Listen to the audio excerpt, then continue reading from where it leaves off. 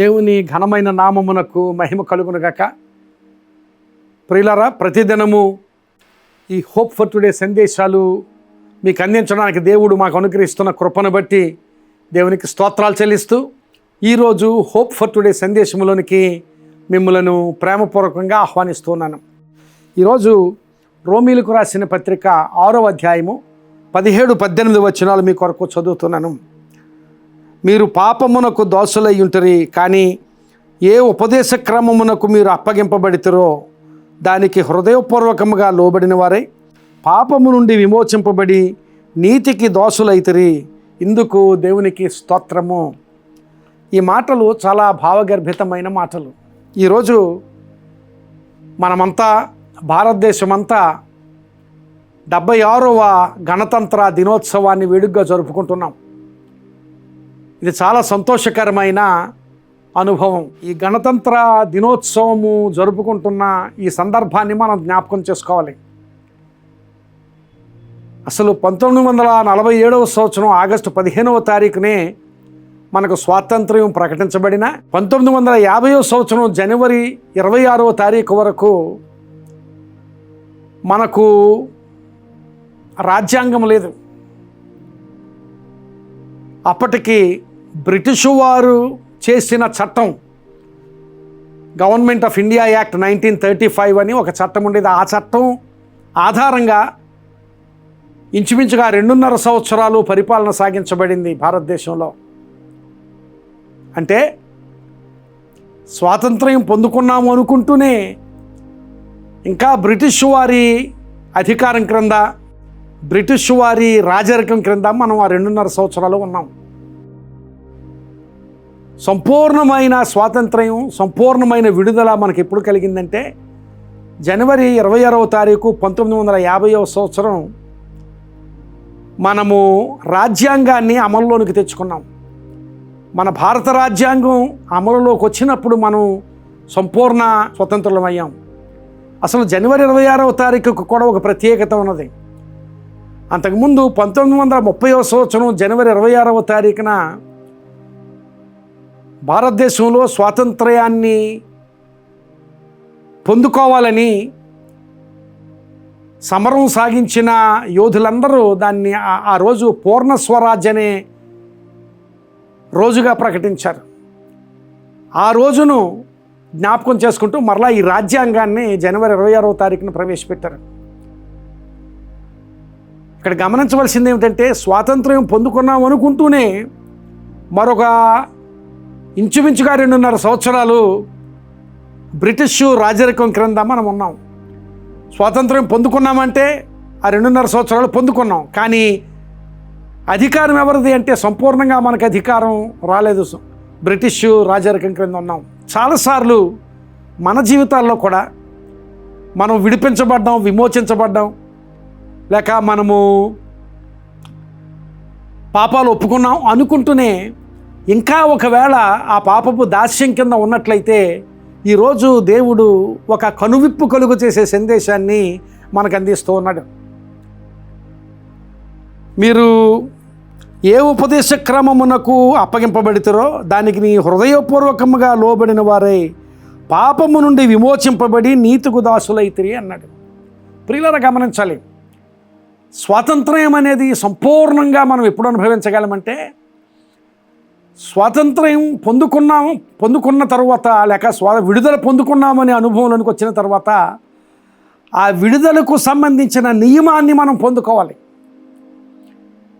ఉదాహరణకు ఇశ్రాయేలీయులు ఐగుప్తు నుంచి విడుదల పొందారు. విడుదల పొందిన వెంటనే వారు ఇంకా అరణ్యమ ప్రయాణంలో ఉండగానే దేవుడు వారికి ధర్మశాస్త్రాన్ని ఇచ్చాడు. ఆ ధర్మశాస్త్రం ఎందుకంటే వారి జీవితాల్లో అన్ని రంగాల్లో కూడా ఒక నియమానికి లోబడి వారు జీవించాలని. వారి విశ్వాస జీవితాల్లో నియమానికి లోబడాలి, వారి ప్రవర్తనా నియమావళిలో నియమానికి లోబడాలి, అలాగే అధికారానికి లోబడడంలో నియమానికి లోబడాలి. వాటన్నిటినీ పొందుపరిచి దేవుడు ధర్మశాస్త్రాన్ని ఇశ్రాయేలు ప్రజలకు ఇచ్చాడు. ధర్మశాస్త్రాన్ని ఉపదేశ క్రమము అంటున్నాడు. ఇక్కడ ఏ ఉపదేశ క్రమమునకు మీరు అప్పగింపబడతారో దానికి హృదయపూర్వకముగా లోబడిన వారై పాపము నుండి విమోచింపబడి నీతికి దాసులైతిరి.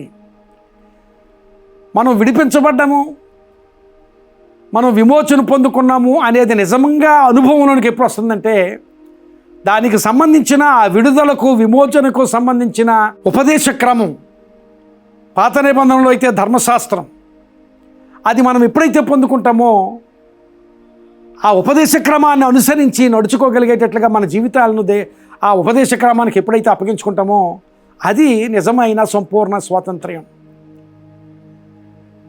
జనవరి 26వ తారీఖు వరకు 1947 ఆగస్టు 15 నుంచి 1950వ సంవత్సరం జనవరి 26వ తారీఖు వరకు స్వతంత్రులమా అంటే స్వతంత్రులమే, కానీ మనకు మనంగా ప్రవేశపెట్టుకున్న నియమం అయితే లేదు. ఈ దినాన్ని నీవు నిజంగా విమోచించబడితే, నీవు నిజంగా పాపము నుండి విడిపించబడ్డాను అనుకుంటే, నీవు దేవుని ఉపదేశ క్రమం, ఇదిగో దేవుని వాక్యమే మన ఉపదేశ క్రమం.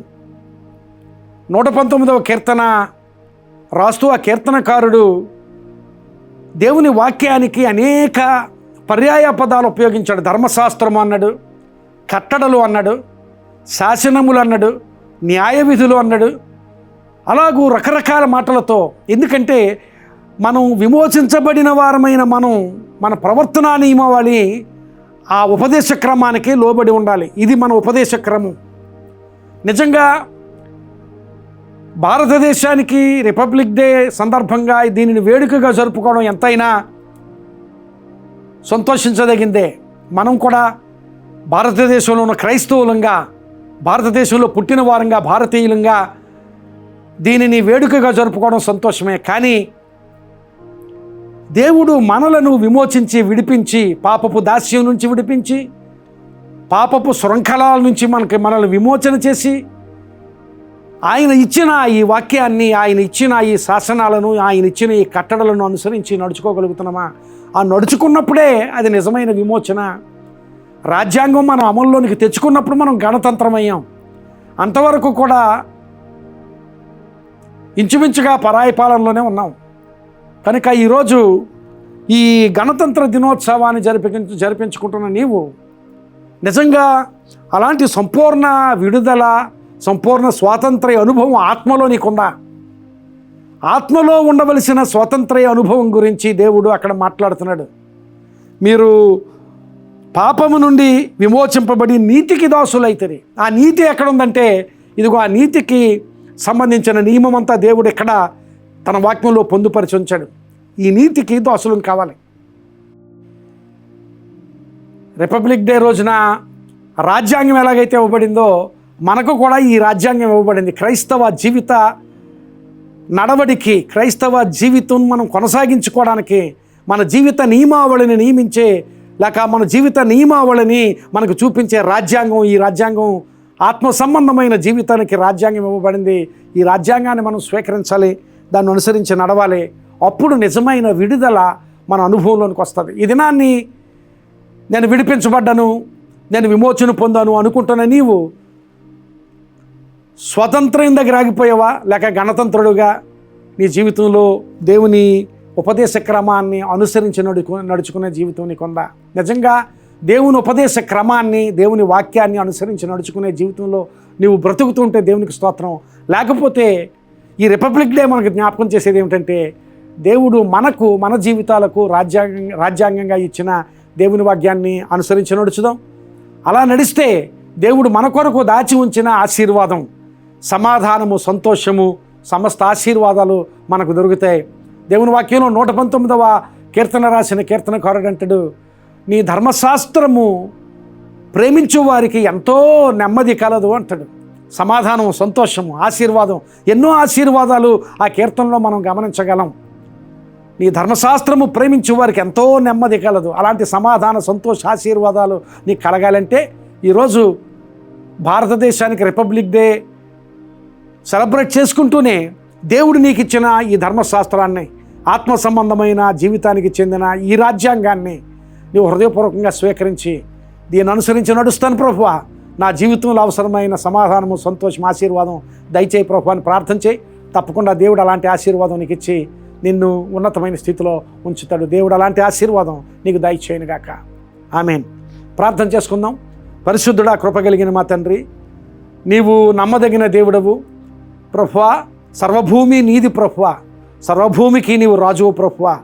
కనుక ప్రభువా, మా జీవితాల్లో ఆత్మ సంబంధమైన విడుదల దయచేసిన మేము నీవు మాకిచ్చిన ఆత్మ సంబంధమైన రాజ్యాంగాన్ని, నీ వాక్యాన్ని అనుసరించి, నీ ధర్మశాస్త్రాన్ని, నీ కట్టడలను, నీ న్యాయ విధులను, నీ శాసనములను అనుసరించి నడిచి నీవు మా కోసం దాచి ఉంచిన నెమ్మదిని, ఆశీర్వాదాన్ని, సంతోషాన్ని పొందుకోగలిగేటట్లుగా నీ కృప ఈ మాటలు విన్న మాకందరికీ దయచేయమని, అనేక ఆశీర్వాదాలతో నింపమని ప్రభువా.